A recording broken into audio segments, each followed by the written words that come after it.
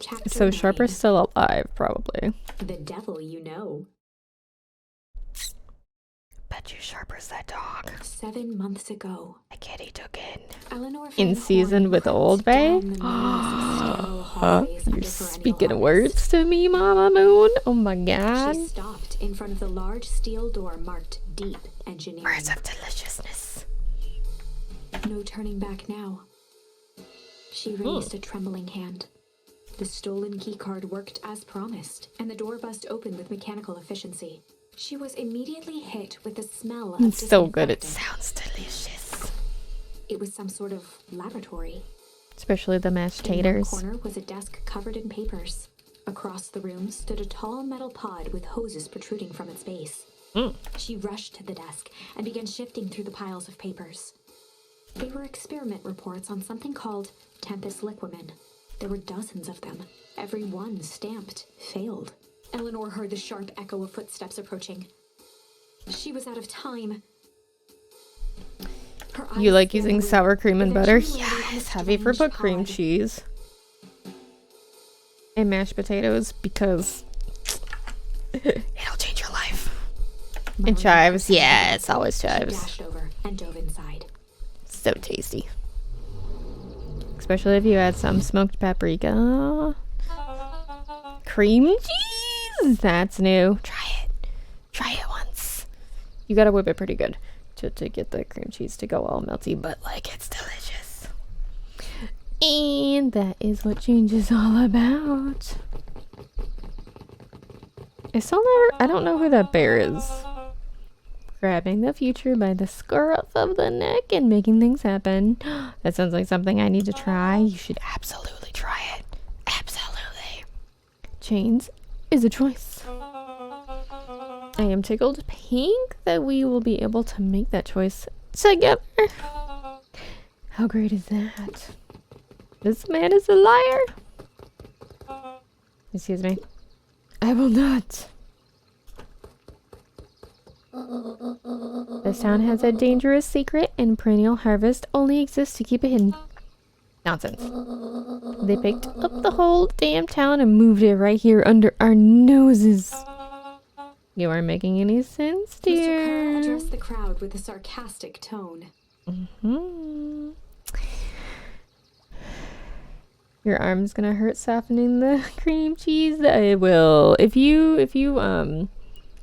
let it sit out for a little while.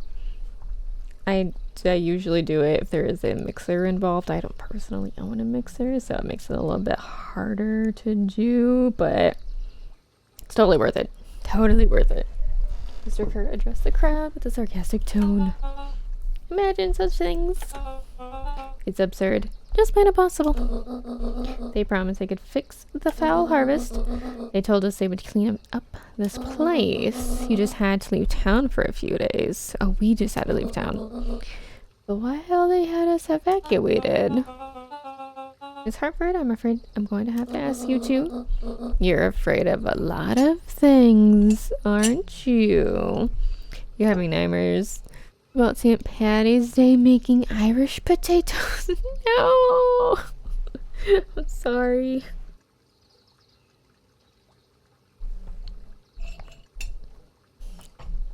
Hopefully your arm stops hurting from that. You sniveling little worm. This is growing tiresome. A little help, please. Don't you all see? This festival is a sham. My poor little arm. Hopefully it's all healed and better now. I'm sorry. An excuse to have the whole town gathering in one place. Wait a second, I don't recognize that fox either. And they're planning something awful. I don't know what, but these people are wicked.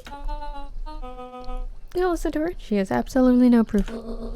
I am the proof. I am Eleanor Van Horn. Whispers filtered through the crowd. Yes.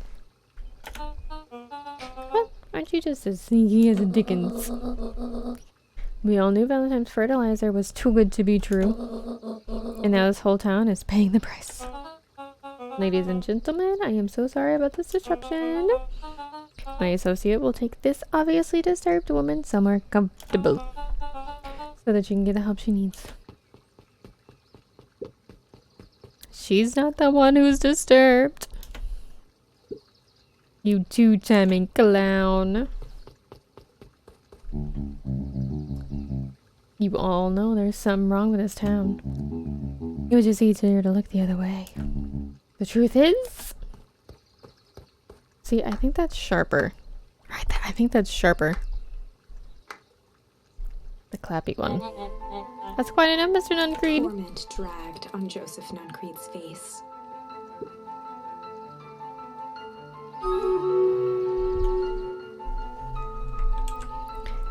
Because if one aged up, the other could technically age down.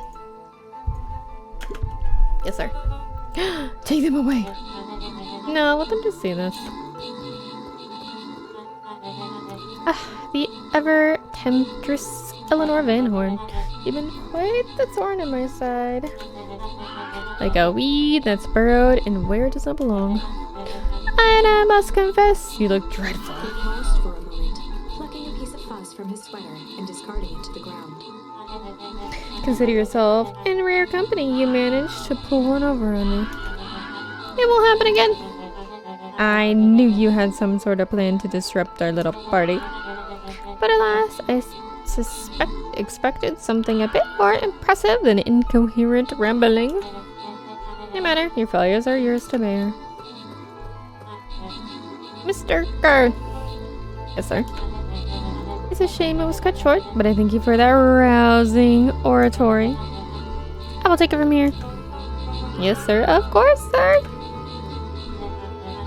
You've done quality work for me, William. You can look forward to the recompense we agreed upon. Kerr gave a bow of deference. Oh, they're the founder. Founder, you are most gracious. Rippled through the crowd. Thankfully, we can dispense with the formalities from here on out. Solomon pulled a glass vial from his pocket. In one smooth motion, he downed its contents. A triumphant smile grew across Solomon's lips.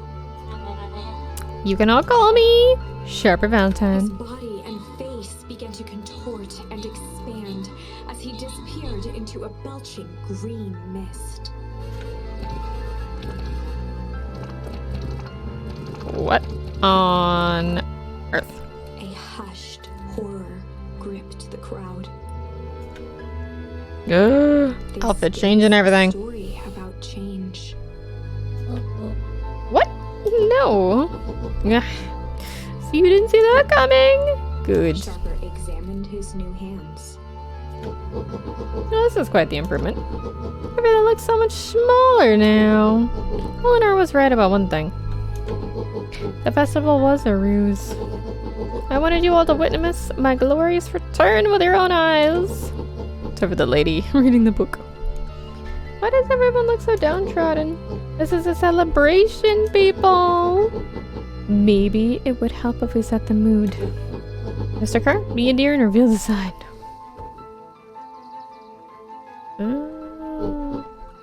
Aha, wonderful. Choked out a crude squawk of a laugh. Aha. Frustrated grumbles sprinkled through the crowd. Sharper, you malicious bastard. Ooh, malice. We aren't done yet. I'm glad you're back so I can tell it to your face. You destroyed this town.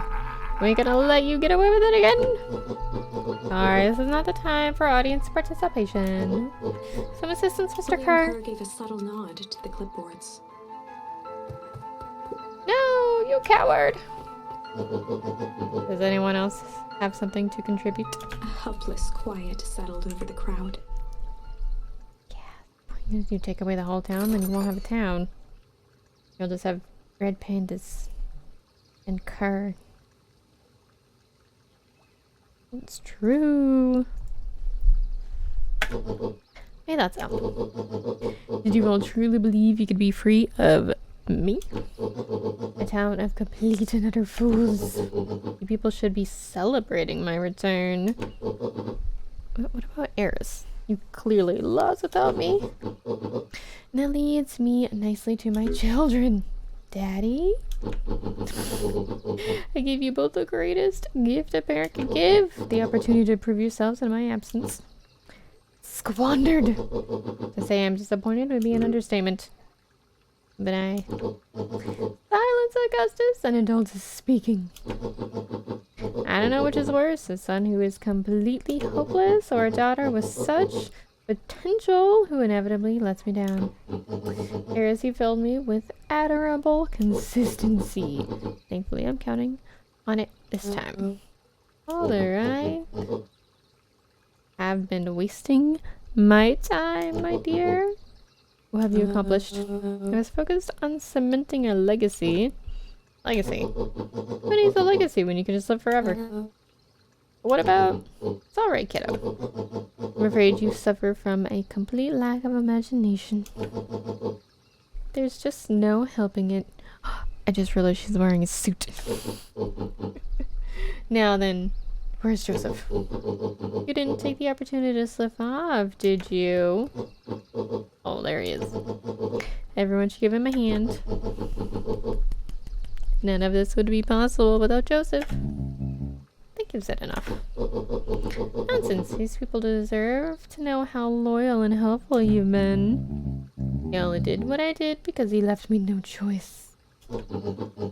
You always had a choice, Joseph. You were simply too weak to take it. No matter, cheer up. You are about to be rich beyond your wildest dreams. You should follow Mr. Kerr's example. When I found him, he was in a sorrier state than any of you. An aging actor desperate to recapture his youth.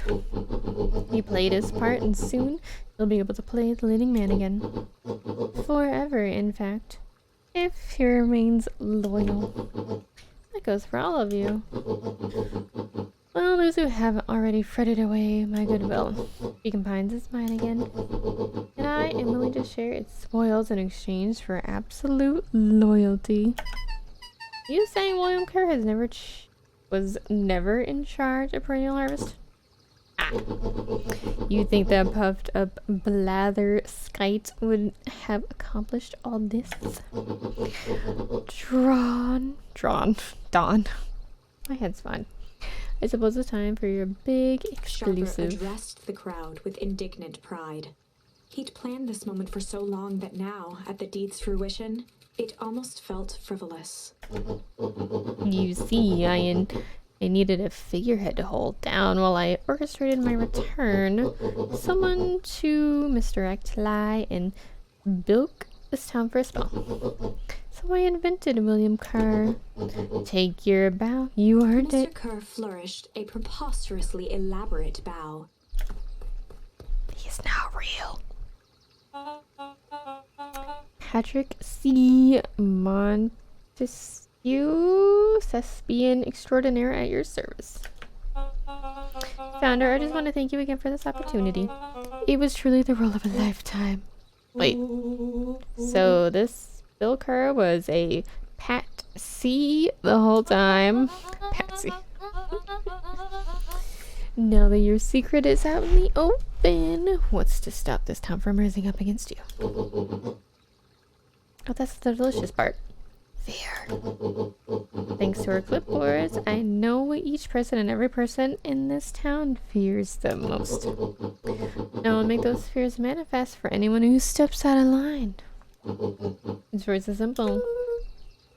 I'm not afraid of you. The young hero. I've kept a keen eye on you, boy. You and your friends made a habit of disrupting my plans. What a pity. If things would have gone a bit differently, you might have had your moment of triumph. But that's fate for you. You can't do this. Oh, but I can. I have won. Never underestimate what a great man can do given time. And now time is my plaything. Perhaps the most expensive thing I've ever bought. Oh, worth it. Sharper coughed up one final laugh and cracked his knuckles. I can do it sometimes. There, I got one. enough chit chat. Let's get to work, shall we? And so, Sharper set about remaking the town in his own image. Ooh. The fertilizer factory soon reopened for business. Sales rose steadily as more and more farmers across the countryside began to swear by its miraculous properties. Beacon Pines became famous. A secretive town that, for the right price, shared its gifts with all. Gifts that became more and more necessary in a world where winters grew longer and longer. The end. This is wrong, but things are becoming clearer now. You can feel it, right? We can't let Sharper win. He might just be the key to this whole thing. Let's see.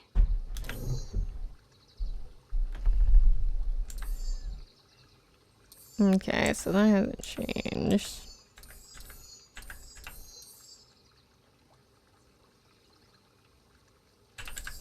I can do malice there. I'm assuming weeping here will do something. But being chill might also do something. Don't let Sharper win. I'm trying. I'm gonna weep here and see. It's probably a dead end, but let's see. At least I'll have it clicked off. He began to Checked weep. off? Checked off. It was all just too much. Falling to his knees, Luca whimpered softly. The tears crystallized as they hit the snow. Gran stared at Luca for a moment with warm sympathy, remembering why this was all necessary. Oh no. This will all make sense soon, Luca. Then everything can go back to normal. I promise. She stiffened up and brandished the torch at Mr. Nuncreed.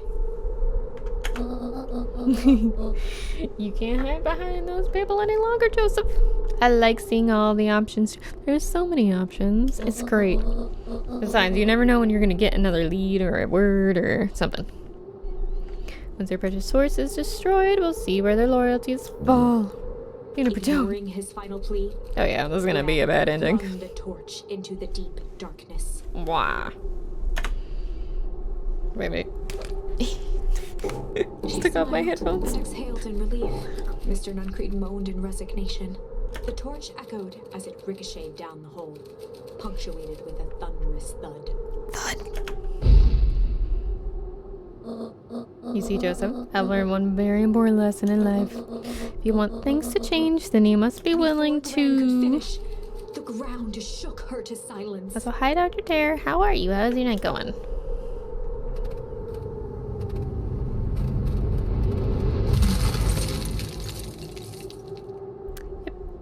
That's what I honestly thought would happen. Yeah, no.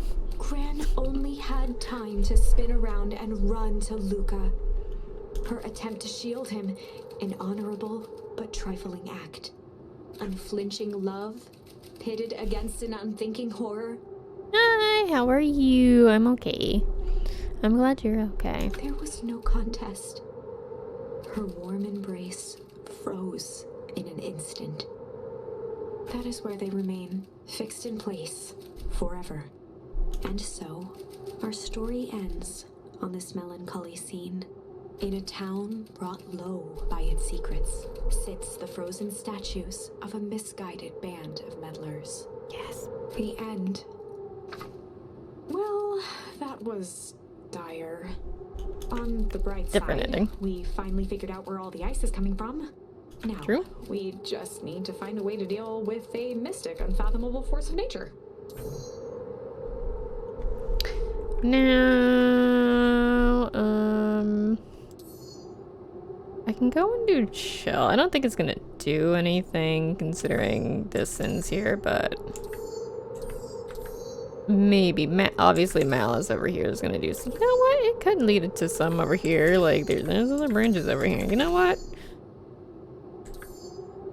We'll do it. We'll do chill.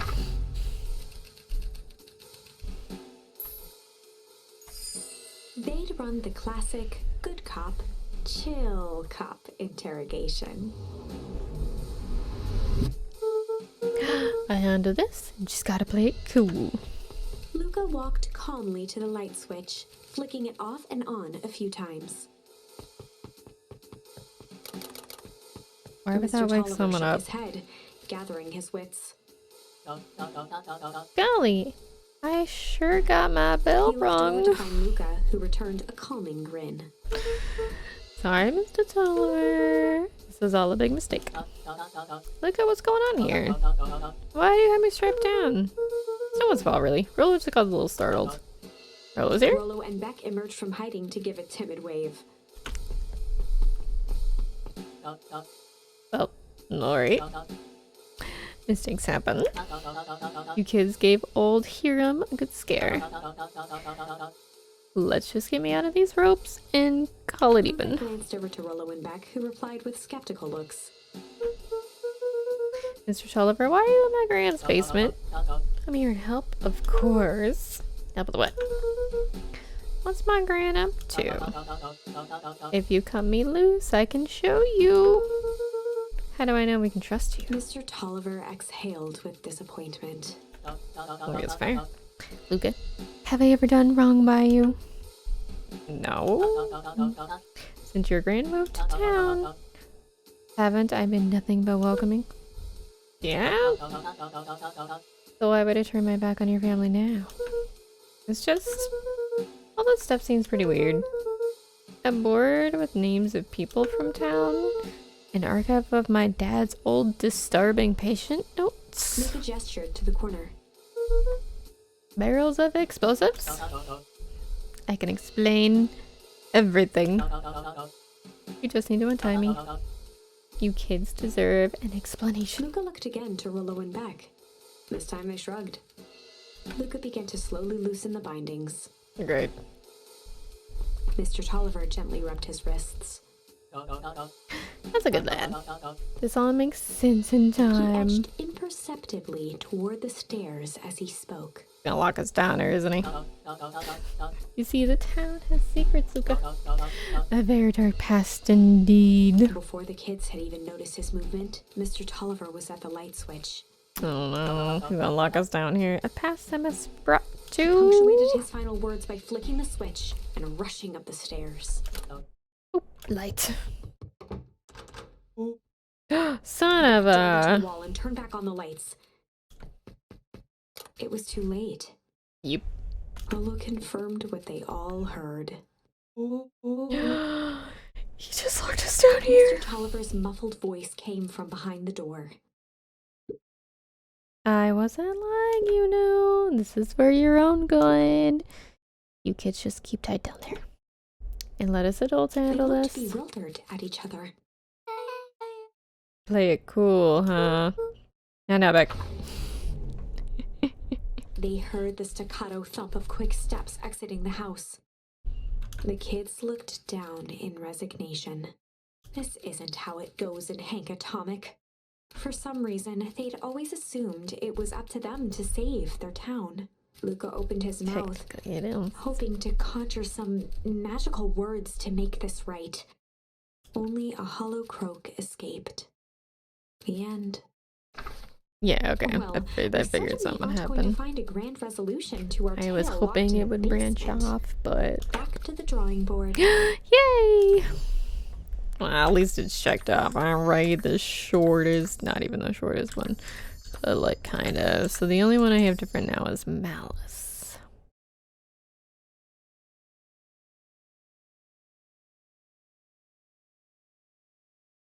What time is it? I should have time for it.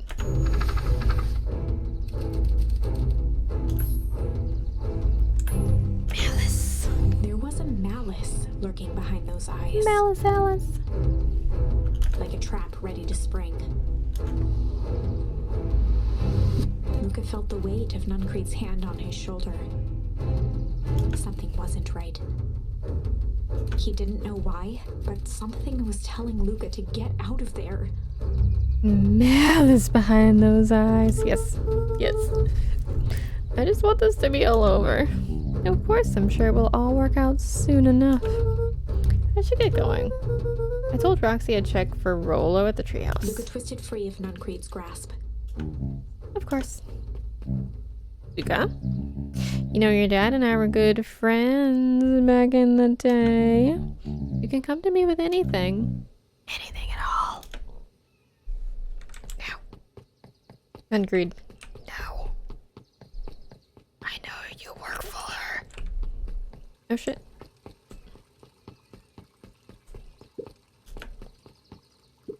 The festival decorations are a bit humdrum. Now, if I were to throw a festival, it would be a thing to behold. I agree. This is a little more than sad. It's worse than sad. It's boring. What if we do a little something to spice things up? I'm listening.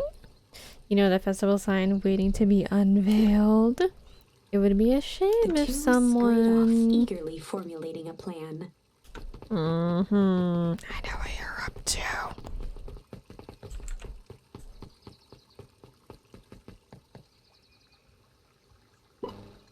Identify yourself, please. Nilly Modwell. I work here now. I am unable to locate you on our staff roll. I didn't officially start until tomorrow. Mr. Kerr said I could come in early tonight to get a few things done. Votes, please. Clearance authorized. Thank you. Our harvest awaits.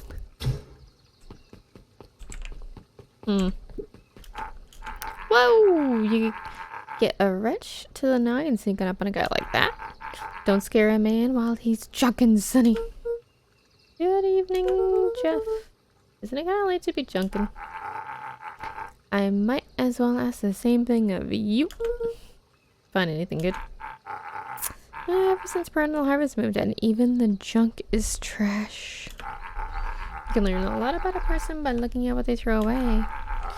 But this bunch is all shredded paper and coffee cups. Well, I better get going. I didn't see nothing if you didn't see nothing. Say what? Exactly. I like him.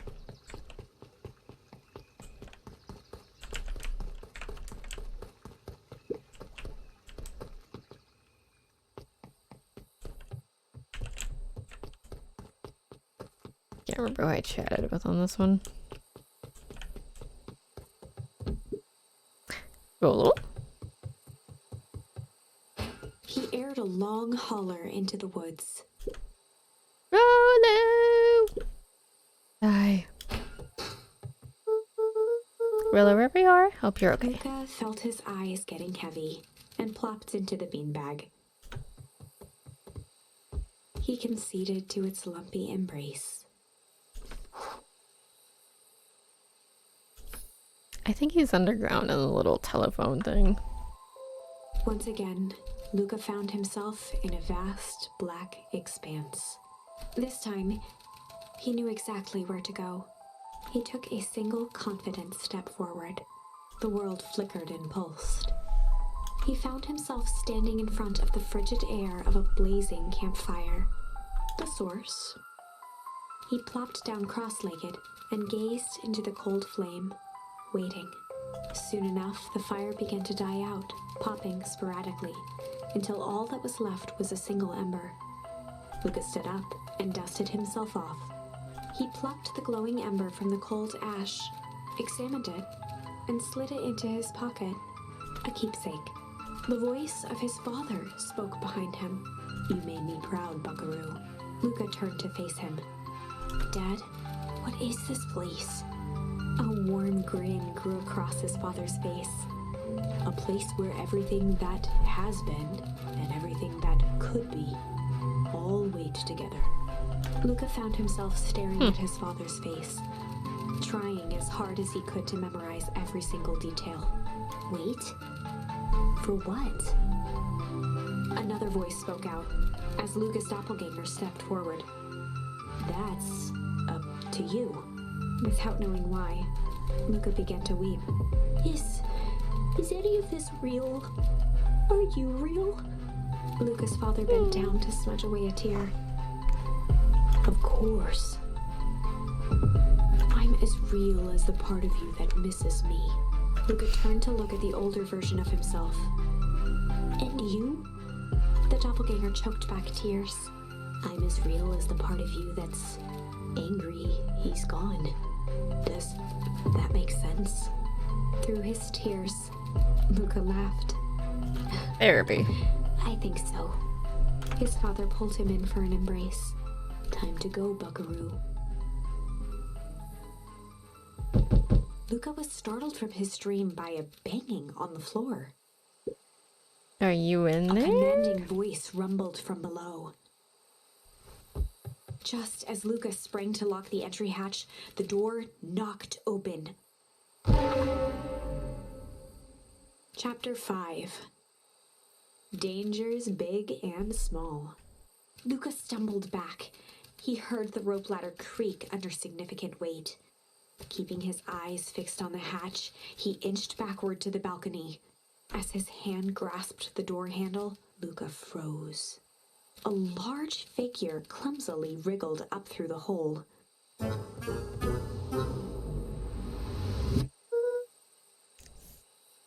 Is that Rollo? Stop right there. Or Al. Sheesh, it's dark and all, but I figured you'd recognize me. Oh my god, it's Rollo. The large figure cocked its head inquisitively. Stop now, or I'll clobber you with a baseball bat. Whoa, whoa, whoa. Take it easy. Luca, you need to get your eyes checked. It's me, Rollo. Nice try, but I know you are Rollo.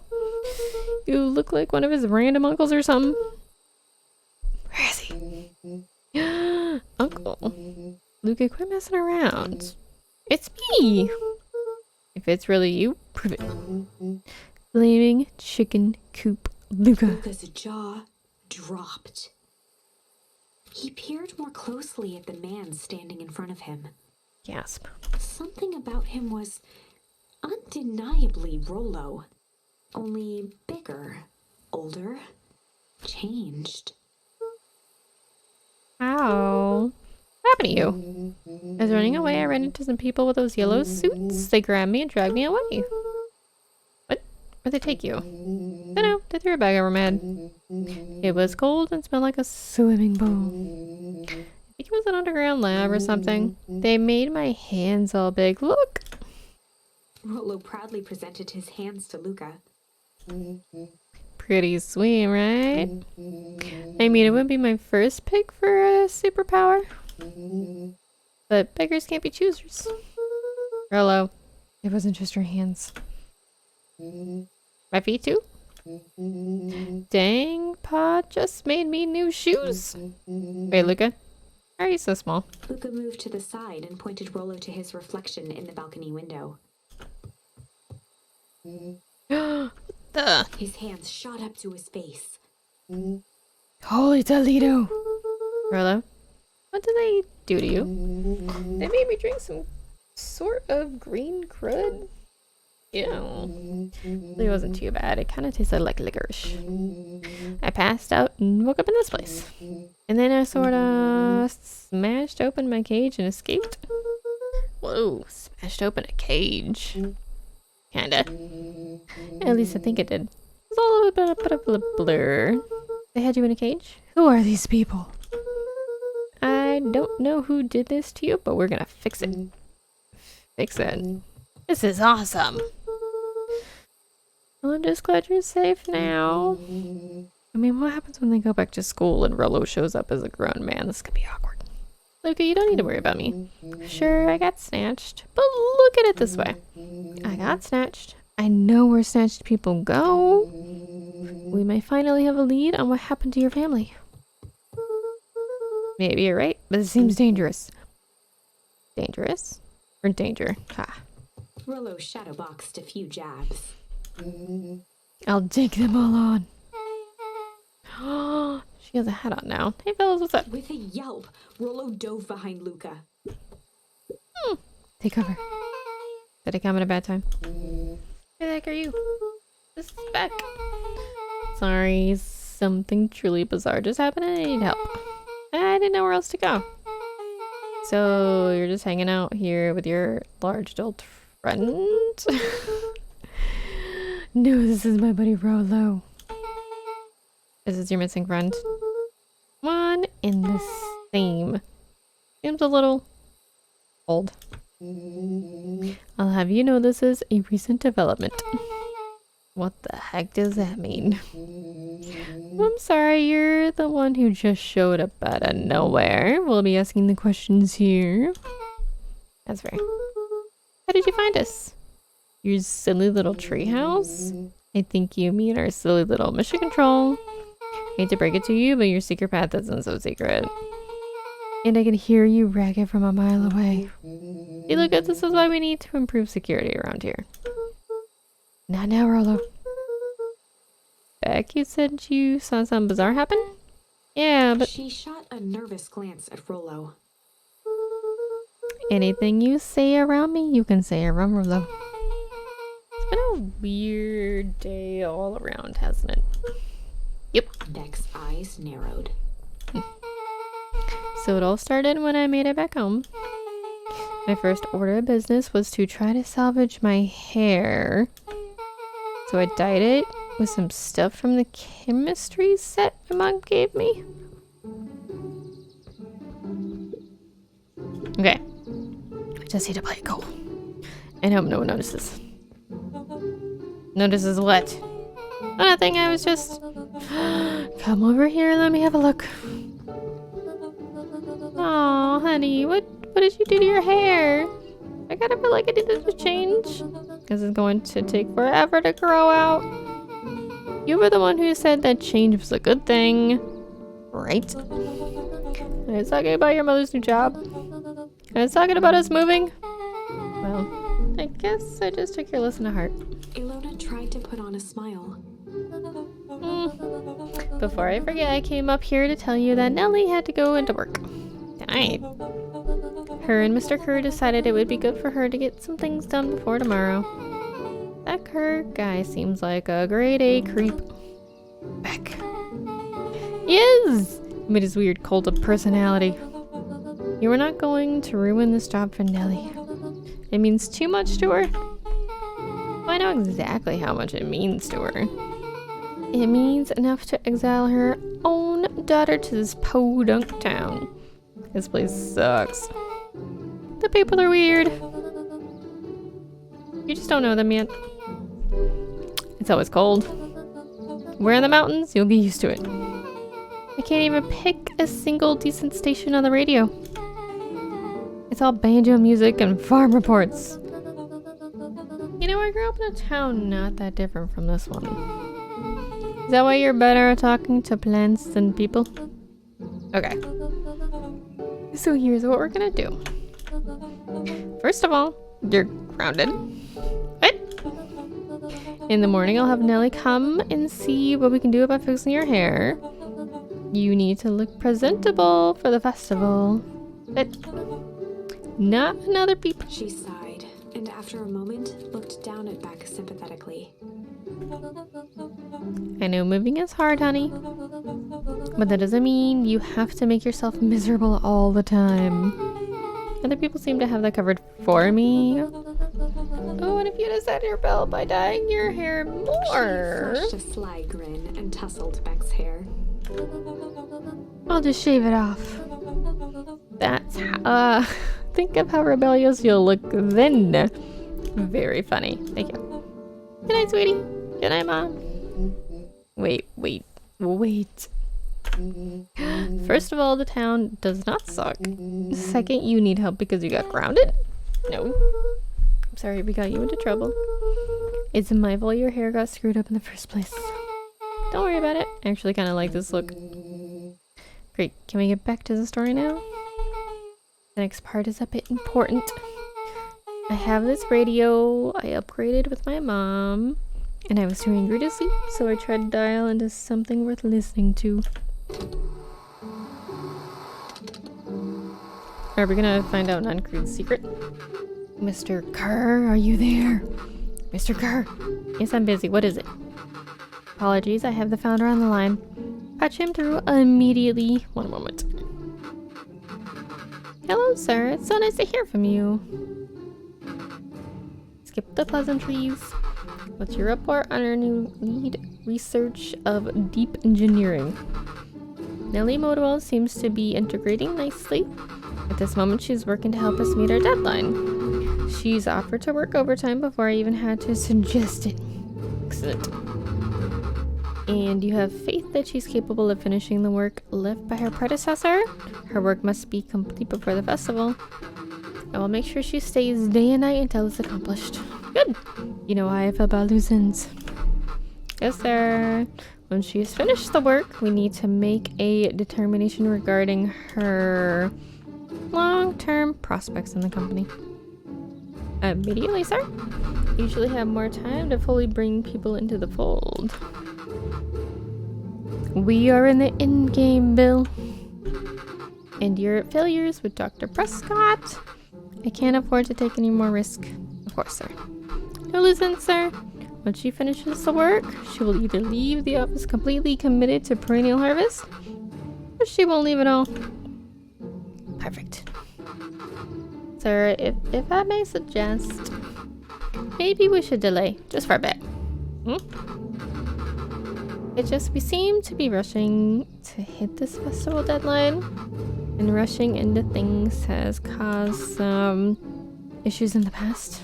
Izzy, please understand that I just want what's best for you. I'm eternally grateful for all that you've done for us, Bill. I make this very clear to you. I brought you in to make things run smoothly, not to have opinions. Of course, sir. Shut up, Bill. You are only a few days away from having everything you ever dreamed of. Yes, sir. Thank you, sir.